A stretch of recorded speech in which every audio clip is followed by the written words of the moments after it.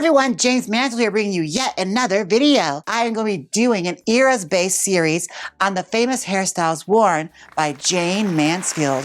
Why, do you ask? Well, her daughter is doing a documentary, Mariska. Maybe you've heard of her, Mariska Hargitay. You know, she's only been on Law & Order SVU for 700 years. Yes, she's doing a documentary where she's rediscovering her mother, and it's going to be on HBO and stuff. I'm not sponsored, so I don't have to give it. That's like the extent of the plug I'm giving here.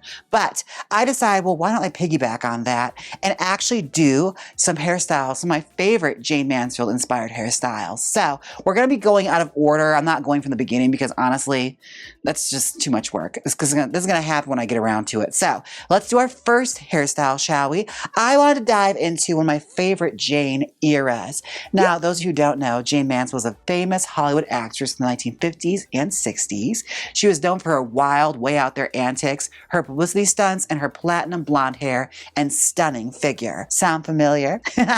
Yes. So I wanted to start with one of my favorite eras, which was mid-1960s Jayne. She just had a couple kids. She needed some money. She's not signed to a Hollywood contract anymore, so she's taking work overseas. And she is wearing some of the wildest, way out there 1960s wigs you can imagine. This is going to be a nice, short, bubble flippy kind of wig with a big old bang where you can throw a bow or anything you want into it. So before I start, I'm going to take a little break and I'll be right back. Welcome back. Now, if you're going to do a proper 1960s hairstyle, baby, it's going to need some back combing. So I'm going to use the trusty old teasing comb and put some back combing into this. Now, what I love about this hairstyle is it's more of like a subtle wave. I don't have to do a whole lot of major like curling to this wig. Some of them, they do require this, but this one especially is like more loose and more free. It's supposed to be like an air swept kind of like beehive-y bubble flip kind of look. So like it's almost teenagery the way it looks. Like it's very young, just like flaring out, going like that wherever the wind takes it, like windswept hair, which was appropriate for what she was doing because she was doing a lot of exploitation movies at this time. And those that want to know what an exploitation movie is, well, it was a low-budget genre movie that came out from the 60s all the way to the 80s, a little bit to the 90s too. But outside of major studios, they're making these low-budget productions, and the exploitation part comes from, like, depending on what it was or what the subject matter was based around, it was basically just like, you know, using the most exploitive things they can do to get any eyeballs and any butts in those seats, you know? And with Jayne Mansfield, it was her figure and the fact that she was a major Hollywood actress from the Fox studio days that's going to be doing these lowbrow, dirty movies. Whoa. And one of my particular favorites that she would do was called, well, it had a couple names. You watch the trailer, you don't know what the fuck this movie's called because they're calling it by its wrong name. It was called When Strangers Meet.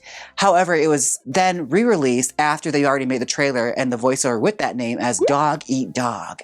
And it's called this. In, I believe, Italian. I think it's Italian. But she filmed it over in the aisles, and it is amazing. Like, the trailer and everything just shows Jayne, like, in her underwear, dancing on a pile of money. Like, that's all you need. Okay, I'll watch that. I'll watch a whole hour of that. But she plays the evil Darlene who schemes with a bunch of criminals to basically hold up a rich old lady until they can, like, find all of her treasure that's buried on her estate. It is wild, it is way out there, and it has possibly the worst dubbing you'll ever see, okay? Like, the dubbing in this is comically bad. And I love Jayne Mansfield's, like, dubber, like, whoever dubs her, gives her, like, the deepest voice, like this really husky, like, smoker's voice, where she kind of talks like this. And it's like, it's almost like Jennifer Coolidge, the way they make her sound. It's like, crackers, it's just mad money. Crackers. It's just mad money. Oh, but I adore it. And I love how, like, she could have totally dubbed this herself, but what was she doing where she was so busy? She always went to the same actress. So, like, for a while there, that's how I thought she actually sounded. It's like, what happened to her voice from, like, 1950 all the way to the 60s? Like, somewhere along the line, something went wrong. But no, if you watch, like, Wild Wild World, like, anything that has to do with, like, foreign markets, they dub her. They use the same actress for everyone. And what cracked me up is, like, I learned later on is that the actress that dubbed her voice was also Olga. She dubbed Olga in Suspiria. So, like, I clocked it later in life. I was like, wait, what the fuck? That's Jayne Mansfield's voice. My name is Olga, and you're my tenant. They have the same voice actress. I wonder if that's actually the same girl or not. I never could figure that out. Probably not. But yeah, I always think it's so strange how like those dubbing actresses just like hopped around everywhere. So like every actress just sounds like the same 4 people. All right, now I am going to tease this and I'll be right back. And if you're wondering how I tease a wig, well, you're in luck. I have many of videos here on this channel teaching you how to backcomb a wig. Welcome back. Okay, the hair is all teased out. She is a big bouffant. Yes, this is a good start. Now we're gonna go through this and cut away at this and hack away and make this hairstyle.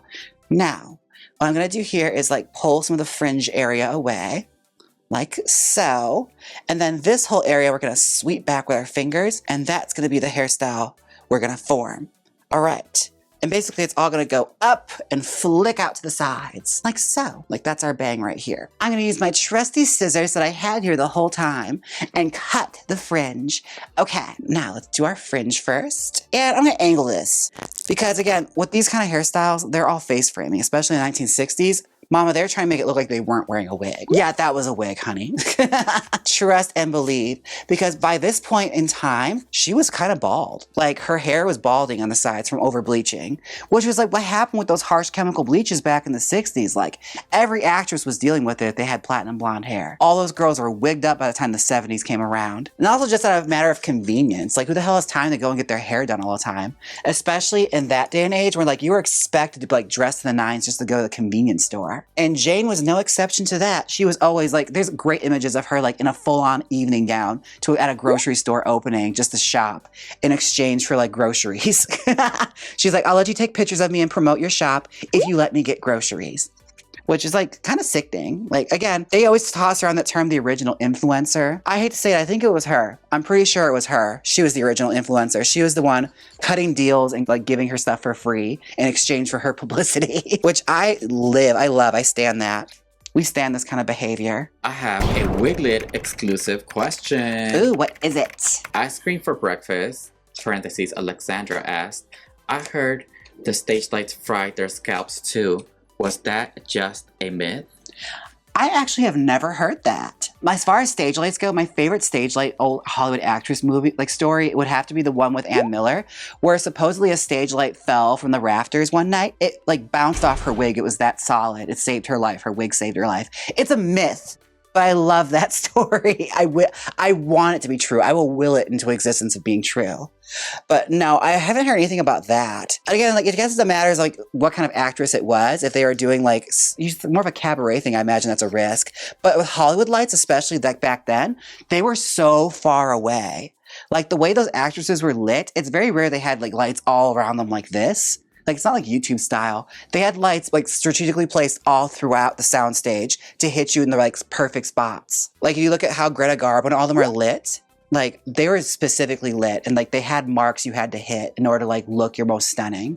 So it's very rare they actually had like a big ass like light all up in their face. That didn't really happen. Now let me just cut these frills into this hair, okay? Because it has to have that nice 60s flip. It's supposed to look like windblown, like it's swept through the air. And what I like about this is like, bitch, she wore this wig for a good few like years. That's what I like about Jayne Mansfield. Like she found a hairstyle and bitch, she stuck to it. Like you knew exactly who she was or where she was in her life based on the wig she had on. And it's like a little short like wig like this, you know, okay, that's when she was doing the exploitation movies overseas. And like, this is something she had gotten comfortable doing because, well, when she was still at 20th Century Fox, one of the big hurdles they dealt with Jayne Mansfield was the fact that she was constantly getting pregnant. Like they had many projects lined up that they wanted to have her in. It's just she was pregnant all the time, so she couldn't do them. So when she would come back, they had to get work for her. So they would ship her off overseas.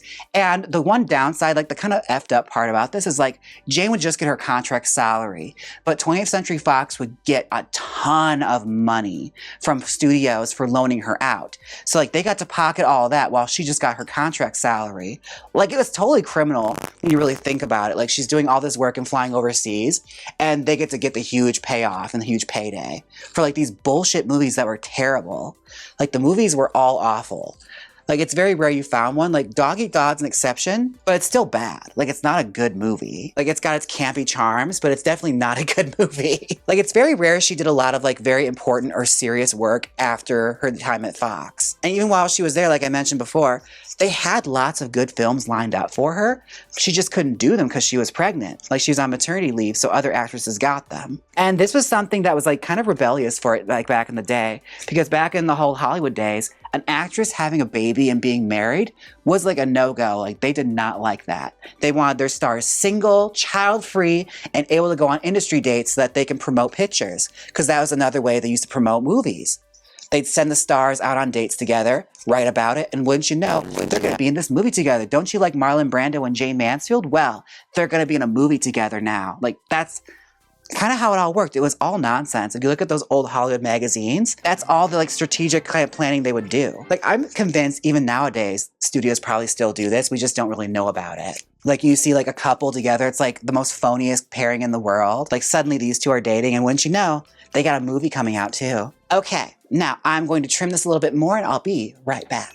Welcome back. Okay, I went and gave her a haircut. I think she's ready to start styling. Okay, so as I was on my break, me and the Wiglets were talking about some of our favorite Jayne Mansfield tea and moments.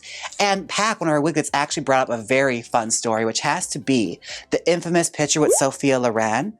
Okay, so a little bit of like tea behind this. Now, the studios were very big on like making up shit to create any kind of buzz for their stars. Well, this whole feud between her and Sophia Loren is greatly exaggerated. It all stems from Sophia Loren's coming out party. No, she wasn't a lesbian. It was basically her coming over from Italy here to the States. So they threw this big welcome to the United States coming out party for Sophia Loren. Well, Jayne Mansfield knew she had this reputation of being a very statuesque, full-figured lady with like big giant rack, right? Like that was the thing with Sophia Loren. She had this big rack. So Jayne Mansfield, being our American sex symbol with the big rack, thought, well, why don't I just go there and just like let the bitches have it? She wore the most plungiest neckline dress she could find. And she had this bit worked out that she did quite a bit where she would basically like flex her shoulder and her strap would break. So she'd break the strap on her dress, so like poof, it comes out. So she decided, I'm gonna pull this page with Sophia Loren here. Everyone's gonna think, oh my God, Jayne Mansfield, the stunt queen, I'm gonna get all the press. Well, she showed up to this party and she was basically all over Sophia Loren whenever there was a photographer around. It was basically one of those like, hey Sophia, how are you doing? Like she's flexing that chest and like hitting that shoulder and the strap wouldn't budge. What they caught was Jayne Mansfield sitting down at the table with her hands like this, and she is just pulling that chest out, like flexing it, right? And her tits are like falling out. And like Sophia Loren is like looking over at her. And she later said in an interview, like this photo has been misconstrued for many years and for decades. She was like, I wasn't angry at her and I was not looking at her mad. I was like terrified that her tits are gonna fall out on the table. Which did happen later that night. The infamous cover of Hollywood Babylon was one of the B shots of Jayne Mansfield like waving goodbye and her titty is fully out. But she was not shy about nudity. Anyone that made basically a traditional pose for Playboy every single year from like 1956 through 1967 didn't mind being naked, okay? Let's just say that. Being naked was not a concern to her. But that's just something I love about her. Like, you know, she had it and she flaunted it. Like, even at her early days before she was even famous, like, she was known to get in trouble back when she was married to the GI. When they're on the military base, she would purposefully, like, lay outside of the training facility in a red bikini just to get attention. Until basically the wives learned about it and put a stop to it. But she just liked attention, okay? The girl just likes being noticed. All right, now I'm going to flick and flaunt and make this hair look nice and bouffantish. Look at that. It's got to be like pushed back like that to create like the fringe going. And we have a nice little like Farrah flick happening here on the side. Now, what I love most about this wig is like, it totally suits the character that she's playing. Like the Darlene character, when you watch Dog Eat Dog, it's wild how she looks. Like Jayne looks her most berserk. Like she's got this jacked up blonde hair that just keeps flying everywhere. Like this wig has never been tamed. It will not be tamed. It can't be tamed. But she kind of looks like Divine. Like when you look at it, like she looks like Divine. Like her hair looks crazy. And she's got this bright ass white lipstick on, which was all the rage at the time, which was the style at the time. She was wearing white lipstick, which again, was kind of kangaroo. It's kind of like, you know, very different kind of fashion trend for that time. I really wish it would come back. We need to bring the white lipstick back. Everyone just looked like they had severely chapped lips for a period of time in the 1960s. But yeah, she's got like these cigarette pants that couldn't be tighter. She's got the biggest camel toe and little like white slip-on heels. It's everything. And just a shirt, a white shirt with no bra. Just full tit and minge to the wind. She's like, I'm on the Isle of Italy. I'm doing a terrible movie. Let's just do this. Let's rock and roll. And this would carry on for quite a bit. Like she wore this hair in The Challenge. She wore it for a couple of different pictures. And one of my favorite times she wore this wig was actually when she had won the Best Actress Award in Italy.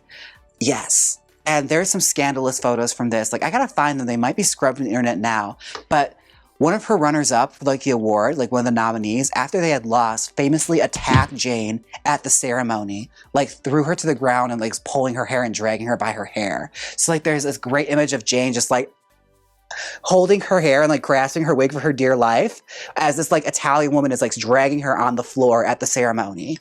Like she was that enraged she did not win for her movie.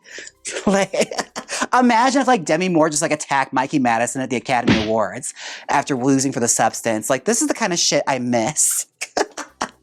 Just to let you know, like shit wasn't classier even back then, okay? We're sold a myth. They were trashy back then even then, okay? This hair definitely represents a certain era in Jayne Mansfield's life where she was taking on a lot of out-of-the-country work because, well, she made a lot of good connections there, but she really did need the money because she had family to feed and she had big mansions she had to pay for. So she was going to make it wherever she could. And she was also married to a very slimy director who found all sorts of terrible work for her to do. Like he was put in charge of basically becoming the new Svengali to her career. Like I think she probably thought this was going to be like an Arthur Miller thing with Marilyn Monroe, and it did not work out that way. If anything, it just kind of like put a lot of really bad movies on her resume. Okay, now I'm just going to run my brush through this, but we're kind of getting the result that we want. Like it's very that, very windswept. I just have to run my brush through and clean her up. But I'm going to do that and I'll be right back with our final result. Welcome back. This is our final result. Oh my God, we have our windswept mid-60s exploitation era Jayne. Yes. Oh my gosh. This is fun. I feel like, you know, flying to the Isles of Italy and pulling off scams, taking money from rich old ladies that are buried in the walls. Yeah. Oh my goodness. I love this kind of hair. Honestly, it's so windswept. It's so fun. It's very youthful. Like all I need now is like some bright like white lipstick or like super baby pink lips with lots of gloss and sweat. Lots of sweat. She was always so sweaty in this era. Like, damn, she was oily back then. She has hair similar like this, a little nicer, on her Shakespeare album where she like released like a album of poetry. And you see her like with the bust looking at her boobs and she's got the whitest lipstick on. She's like, and she's so shiny. Like she is so sweaty. Anyways, I have to take a moment for my wiglets. Roll it! And I'd like to go thank you to my wiglets, Jacob, Sponge, Louise, Vera, myself, Ernie, Just BKZ, Pearface, So Many Kitties, JT, Romeo and Juliet, Curtis, Christine, Miss Mosey D, Darth Curray, Rose, Catalina, Miss Lansing, Macon, Marine, Veronica, Eliza, Molly, Dolores, Selena, B-Rex, Roger, Brian, Adam, Margarita, Tyler, Becca, Chrissy, Doug, Jason, JJ, Roy, Ricky, Dirkus, Gwendolyn, Pack, Hermage, Homeo and Obliette, Ramona, Daniel, Robin, Cat, Ava, Angus, Shane, James, Missy, Kurt, John, Mina, Iced Out Girlfriend, Rachel, Katie, Emily, George, Pickles, Miss Sheringham, Rhea, Katie, Jordan, Savage, Carrie, Cute Dark Arts, Janet, Blue Collar, Sister of Doom, Ice Cream for Breakfast, Heather, HK, Lola, Krista, Lemon Bear, Knittin' Kitten, Sydney, Michaela, Nicole, Chad, Call Me Sue, Nordic by Nature, Miranda, Moro, Momo, Robert, Gina, Christina, Kawan, Carrie, ASMR Queen, NS, Teal, Foxy, Self-Care, Not Selfish, and McKay. Thank you so much, Wiglets. And look at our community spotlight. Thank you so much, community. I also have some YouTube super thanks from Amy. Thank you so much, Amy, David, and Roger. Thank you all so much for the YouTube super thanks. Now, if there's a Jayne Mansfield era you want to see me do, please leave it down below. What's your favorite Jayne era? I might be inspired to create that hairstyle. I love a Hollywood actress where you can tell exactly where they were in their life by the hair that's on their head. Or if there's any other actress you want to see me tackle, leave her down below. Particularly classic actresses I love. Make sure you have an interesting hairstyle. by God, oh, please, honestly, just make sure that happens. All right, folks. Now, don't forget to like, comment, and subscribe. And until next time, I'll see you all in the live streams. Bye. Now hit the outro.